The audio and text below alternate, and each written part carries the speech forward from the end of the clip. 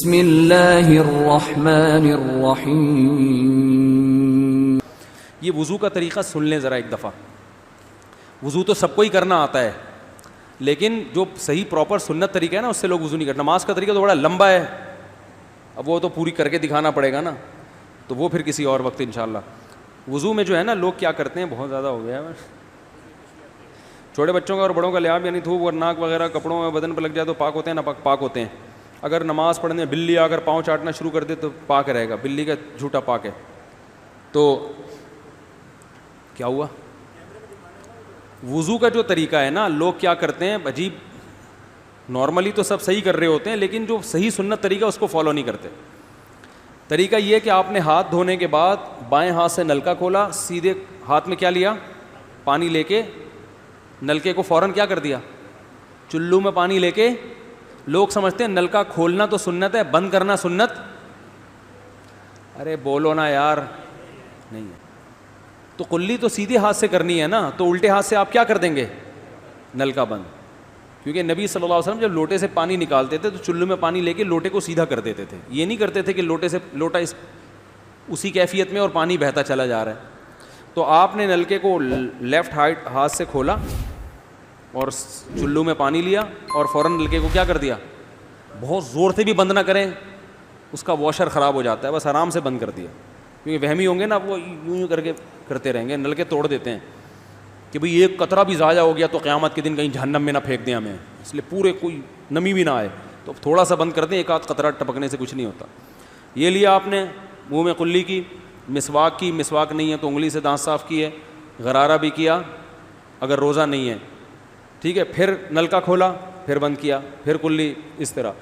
پھر نلکا کھول کے دائیں ہاتھ میں پانی لیا, ناک میں نرم حصے تک پانی پہنچا کے اچھی طرح ناک کو صاف. اور نلکا پہلے وہ ویسے ہی بند ہو چکا ہے, اب ناک کو اچھی طرح صاف کریں سامنے والے کا خیال کر کے. آئی بات سامنے, سامنے تو یہ نہیں ہوتا, وہ ہوتا ہے سامنے, اس کا زیادہ خیال کرنا پڑتا ہے, کیونکہ بس زیادہ تفصیل میں نہیں جاتا ہوں. تو چھوٹی انگلی سے اچھی طرح ناک کو صاف کیا, اس کی رطوبتیں نکالیں, ٹھیک ہے. پھر نلکا کھولا, دوبارہ پانی لیا, پھر اسی طرح ناک میں بولو بھائی ڈالا, اور نلکا اسی وقت, جب چلو میں پانی بھر گیا نلکا اسی وقت کیا کر دیا. اللہ نے 2 ہاتھ اسی لیے دیے ہیں کہ اس سے نلکا بند کیا جائے اور اس سے کیا کیا جائے, کھولا جائے. تو پھر یوں کیا, پھر 3 دفعہ, 6 چلو پانی خرچ ہوا نا, چلو اس کو کہتے ہیں, 6 چلو پانی خرچ ہو گیا. پھر آپ نے کیا کیا, نلکا کھولا لیفٹ ہاتھ سے. جو اصل طریقہ ہے وہ تو یہ ہے, سیدھے ہاتھ میں پانی لے کے نلکا بند کیا اور سیدھے ہاتھ سے پانی پیشانی پہ ڈال کے دونوں ہاتھوں سے پھیلا لیا. 3 دفعہ اس طرح کیا. اس پہ عمل نہیں ہوتا تو پھر اتنا کر لو کہ دونوں ہاتھوں پہ کیا لے لو, نلکا کھول کے پانی لے کے پیشانی پہ ڈالو اور فوراً نلکا کیا کر دو, بند کر دو, اور پھر ہاتھوں سے اچھی طرح اس کو ملو. سمجھ میں نہیں آ رہی بات؟ تو یہ عمل کتنی دفعہ کیا, نلکا ہر دفعہ میں بند ہو رہا ہے. ہمارے ہاں جس ٹائم پہ نلکا کھلتا ہے تو جب تک وضو مکمل نہیں ہو جاتا بند ہونے کا نام نہیں لیتا. 3 دفعہ آپ نے منہ اچھی طرح دھو لیا. داڑھی ہے تو اس میں کیا کر لیا, بڑی داڑھی ہے, میری داڑھی ایسی, میں تو چلو سے پوری داڑھی دھو لیتا ہوں, چھوٹی سی داڑھی ہے, تو داڑھی میں خلال کر لیا آپ نے. اس کے بعد آپ نے بازو کیسے دھونے ہیں, بازو دھونے کا بھی یہ طریقہ ہے. لیفٹ ہاتھ سے چلو میں پانی لیا, جب سیدھے ہاتھ میں پانی آئے گا تو یوں کیا. قرآن میں کیا ہے کہ قمتم الی الصلاۃ فاغسلوا وجوہکم وایدیکم الی المرافق, اپنے ہاتھوں کو کوہنیوں تک دھو. بتا دھونے کا عمل ہاتھ سے شروع ہوگا, ختم کہاں ہوگا, پانی یوں نہیں بہانا, اس طرح بہانا ہے پانی, یہاں سے یوں جائے. اور اس میں فائدہ یہ ہوتا ہے کہ بالوں کا جو رخ ہے نا نیچے کی طرف ہوتا ہے, جب پانی اپوزٹ سائڈ میں جاتا ہے تو اسکن اچھی طرح گیلی ہو جاتی ہے. سمجھ رہے ہو؟ تو آپ نے یوں لیا اور ہاتھ سے اچھی طرح ملا اس کو. ملنے پہ زیادہ زور لگانا ہے, ہم پانی پہ زیادہ زور لگا رہے ہوتے ہیں. پھر یہ بھی ہو سکتا ہے کہ دونوں ہاتھوں سے لو, دونوں ہاتھوں سے نلکا کھول کے دونوں ہاتھوں سے پانی لے کے, کیونکہ اس میں زیادہ پانی آ جاتا ہے, تو پانی لے کے آپ نے لیفٹ ہاتھ کو بھی یوں کیا نا, تاکہ یہ پانی بھی ادھر ٹرانسفر ہو اور یوں چلا جائے. اس طرح سے آپ نے دوسری دفعہ دھو لیا اور نل کا کیا کر دیا بند, پھر تیسری دفعہ بھی ایسا ہی کیا. یہ جو ہوتا ہے نا یوں یوں یوں یوں کر کے رگڑے لگا رہے ہیں نلکے کے نیچے ایسے, یہ نہیں ہوتا, یہ سنت طریقہ نہیں ہے. نبی جس برتن سے وضو کرتے تھے تو اس طرح چلو میں پانی لے کے اس طرح وضو کیا کرتے تھے, غسل اسی طرح ہو جاتا تھا.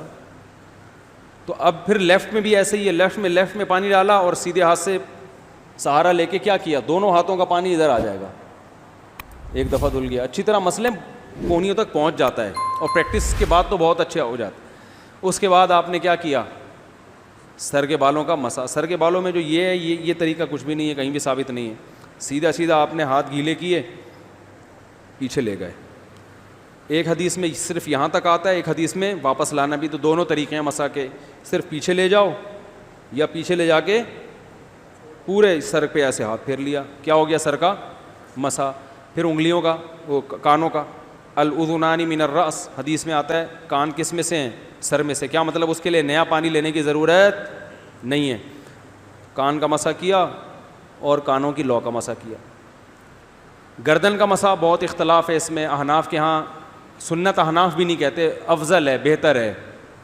سنت کے لیے جتنی مضبوط دلیل ہونی چاہیے وہ گردن کے مسا پہ نہیں ہے, اس لیے احناف کا بھی فتویٰ یہی ہے کہ بہتر ہے کر لو, سنت نہیں, زیادہ اس کو مستحب کہا جائے گا. تو گردن کا مسا کر لیں تو بھی ٹھیک ہے, نہیں کریں بولو بھائی ٹھیک ہے. لیکن یہ جو یہاں کا مسا نہیں ہوتا, بعض لوگ پوری گردن کو یوں کر کے لا رہے ہوتے ہیں, ایسا نہیں ہے.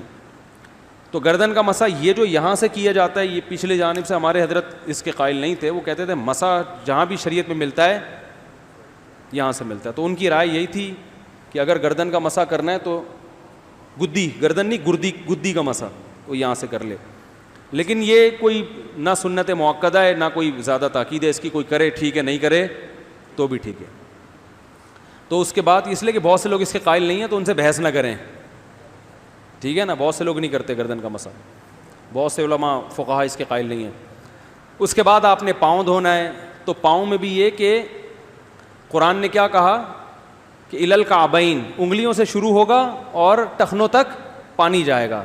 تو انگلیاں رکھیں نلکے کے نیچے اور لیفٹ ہاتھ سے اس کو اچھی طرح کیا کریں, دھوئیں اور انگلیوں کا خلال بھی کریں. تو بہت چند سیکنڈ میں ہو جاتا ہے یہ کام.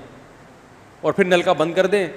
پھر دوسرا پاؤں سیدھے ہاتھ سے نلکا کھولا, سیدھا ہاتھ نلکے پہ رکھیں اور الٹے ہاتھ سے پاؤں دھوتے رہیں. جیسے ہی دھل جائے تو میرا خیال ہے ایک مگا پانی بمشکل استعمال ہوتا ہے, ایک مگا جو ہوتا ہے نا نہانے والا. لیکن آج اگر جو لوگ وضو کر رہے ہیں نا, ان کا پانی اگر آپ دیکھ لو تو بالٹیوں کی بالٹیاں خرچ کر رہے ہوتے ہیں, اور معذرت کے ساتھ کم بختوں کا وضو پھر بھی نہیں ہوتا. پھر بھی ان کو شک ہوتا ہے کہیں کوئی جگہ خشک نہ رہ گئی ہو. تو وہمی نہ بنے, اس طریقے سے وضو کریں, یہ سنت طریقہ ہے. اور قرآن میں بیان بھی یہی کیا کہ یہاں سے شروع کرو یہاں تک لے کے جاؤ. کافی ہو گیا میرا خیال ہے. اللہ تعالیٰ سمجھنے کی, عمل کرنے کی توفیق عطا فرمائے. وما علینا الا البلاغ.